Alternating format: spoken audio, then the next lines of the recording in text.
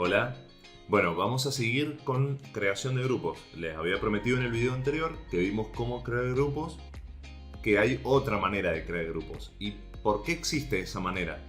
Porque supongamos que tenemos un curso de 300 estudiantes y queremos crear grupos de a 4 estudiantes y no los queremos crear en forma aleatoria, por ejemplo, por orden alfabético, tal como nos permite Econet, ¿sí?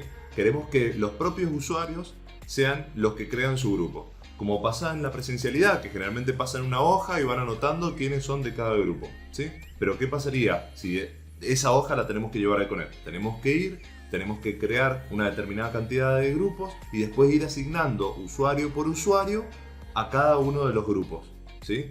Puede ser una tarea muy tediosa si tenemos muchísima cantidad de usuarios. Si no, es la recomendada por mí, por lo menos.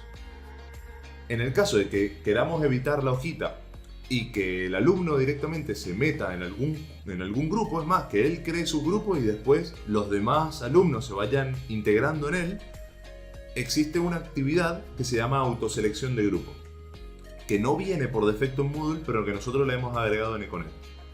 ¿Cómo se usa esa actividad? Como notarán, ya no estamos en la lista de participantes, entonces estamos en el curso y hemos activado edición. Voy a ir a añadir actividad o recurso. Y como es una actividad interactiva, ya empezamos con la actividad interactiva, hasta ahora hemos visto solamente recursos, voy a ir a autoselección de grupo, ¿sí? Le pongo agregar y lo primero que me pide es un nombre. Los nombres en las actividades yo sugiero que sean terriblemente explícitos de qué es lo que nosotros queremos que el alumno haga en esa actividad. Por ejemplo, elegí acá tu grupo, ¿sí? No queda otra alternativa, no queda otra posibilidad de que entiendan otra cosa. Ahí es donde yo elijo mi grupo, ¿sí? Y en la descripción, que siempre en los recursos yo les dije que no era necesario, en las actividades yo sugeriría que es imprescindible.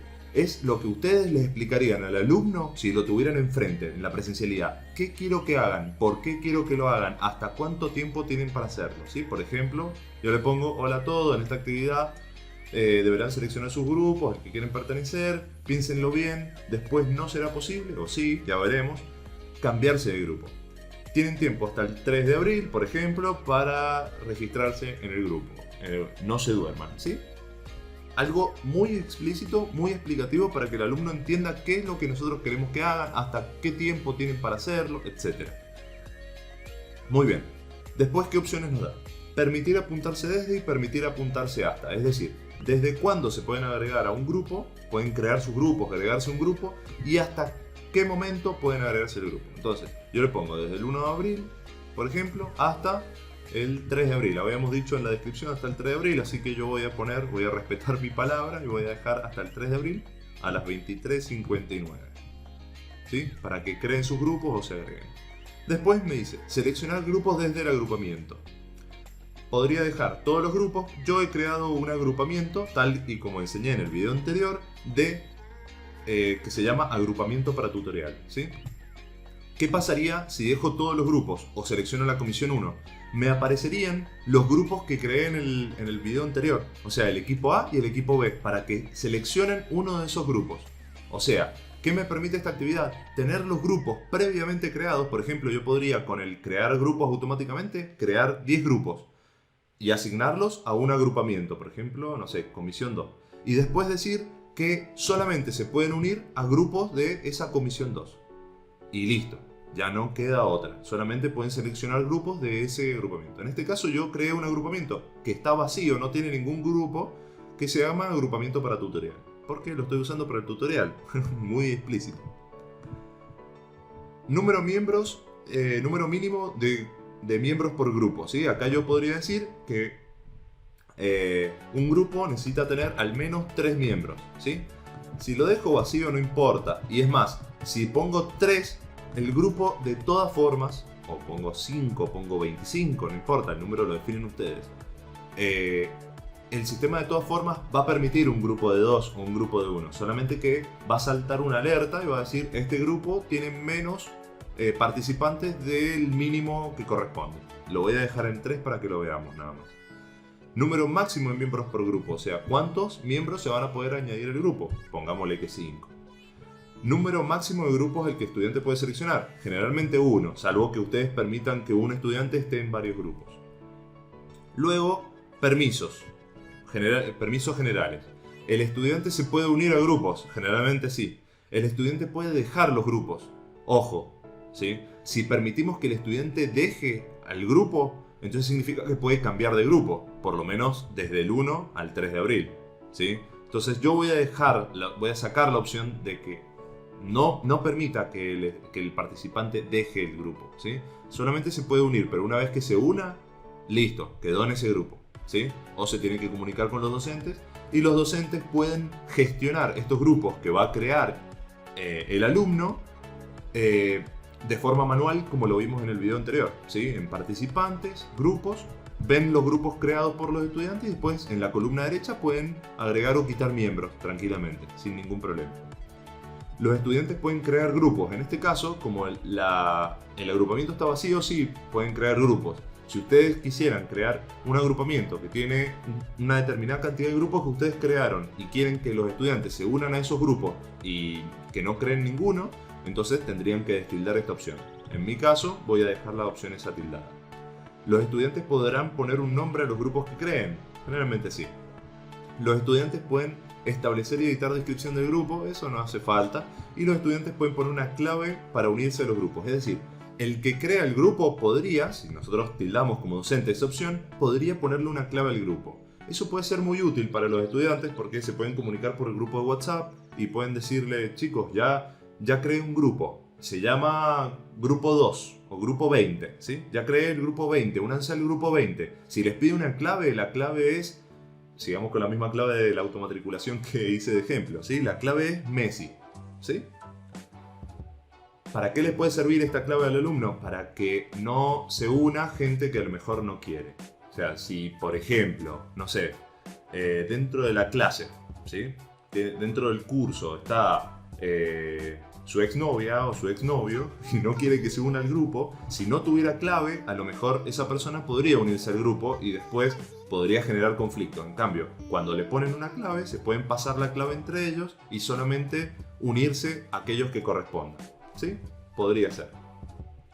Les dejo esa opción. Si no quieren, no. Me la rebusqué mucho. Pero si a mí por lo menos me parecía algo útil, yo lo voy a dejar marcado. El rol de supervisor, esto no lo vamos a utilizar, pero sí nos dice que les muestre un mensaje de la fecha hasta la que se pueden unir a un grupo, apuntarse en un grupo y eliminar el grupo cuando el último estudiante lo abandone. Es decir, si hay algún grupo que tiene un estudiante, ese estudiante lo abandona, ese grupo se elimina. En este caso no hace falta. ¿Por qué? Porque no permitimos que el participante deje el grupo. Entonces, si no puede dejar grupos, nunca va a haber un grupo con menos de una persona. ¿Sí? Entonces, eso lo podemos dejar o no dejar, es lo mismo. ¿Sí? Y listo. Guardo cambios y regreso al curso. Se creó el grupo, el curso, la actividad. Entonces yo hago clic y me muestra que se permite apuntarse en los grupos hasta el viernes 3. Y no hay grupos disponibles para seleccionar, lógicamente. Entonces, ¿qué va a hacer? El estudiante va a crear un nuevo grupo. En el nuevo grupo va a poner un nombre, por ejemplo, grupo 1. Y le va a asignar una contraseña si quiere. Si no quiere, no la asigna. Y crea el grupo, ¿sí? Entonces ahí se creó el grupo 1, ¿sí? Y nos aparece en los miembros que están. Y nos aparece un iconito que nos dice que el grupo tiene menos de los participantes que necesita para llegar al mínimo de 3 que habíamos configurado. Otros estudiantes se meterán y verán el grupo ya creado y se podrán apuntar a este grupo o podrán crear su propio grupo. Después, como docente, pueden descargar toda la lista de grupos en archivo CSV que se puede abrir tranquilamente en un Excel, ¿sí? Ahora, como les mencioné al principio, voy a volver a mi curso. Como les mencioné al principio, esos grupos que crea el estudiante, ustedes los pueden gestionar en forma manual como vimos en el video anterior. Es decir, yendo a participantes, al engranaje y a grupos. Y dentro nos aparece el grupo 1, que es el que acabo de crear yo, con el miembro que acabo de poner yo. Ahí mismo puedo agregar o quitar usuarios y decir, este usuario ya no va a estar más en el grupo. Regreso y ya no está el usuario en el grupo. Es más, podría eliminar ese grupo si quisiera. Entonces, ¿qué pasa? El grupo sigue creado y está en el agrupamiento que le pusimos. Por lo tanto, cuando yo me meta a la actividad, me va a permitir, el grupo va a seguir creado, nada más que va a decir que tiene 0 miembros de 5. ¿Sí? Y me va a permitir unirme al grupo apuntándome en el mismo. ¿Sí? Eso es todo. Cómo autocrear grupos. Creo que es una actividad sumamente útil. Ustedes verán si utilizarla, si no, dependiendo también la cantidad de participantes que tengan y de usuarios que tengan en el curso. Cualquier duda o consulta nos las pueden hacer llegar a través de cualquiera de los medios que ustedes conocen. Nos vemos.